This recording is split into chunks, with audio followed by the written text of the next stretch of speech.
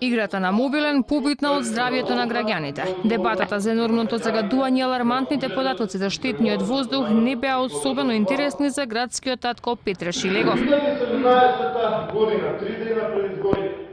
Опозицијата предложи 19 итни мерки за спречување на ширење на ПМ частичките на ниво и по неколку пати над дозволеното.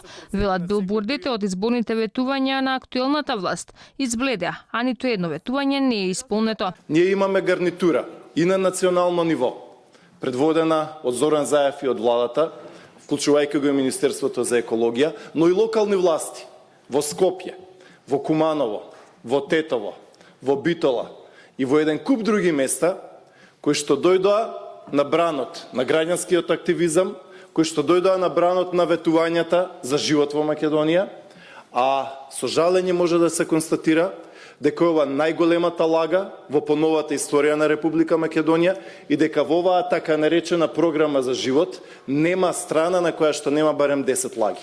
Откако заврши со играта на мобилен, градоначалникот излезе на говорница и рече дека алармот на граѓаните и реакцијата на ВМРО ДПМН биле паушални и политикански. Се правдаше дека лошата состојба со загадениот воздух ја затекнала од претходната власт. 53% од загаденоста во воздухот произлегува од индивидуалното, односно неорганизирањето за отоплување на домовите на граѓаните на Скопје.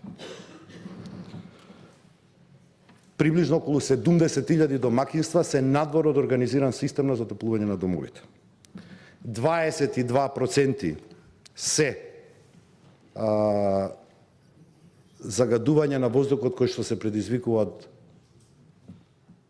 сообраќајот и остатокот е од индустријската и градежната активност. За граѓанските организации не е важно кој е на власт, туку кој ќе го реши проблемот. Предупредија дека за годинава е издвоен најмал буџет за аерозагадувањето. Очекуваат надлежните да си ги исполнат ветувањата за намалување на загадувањето дури за 50% за 2 години.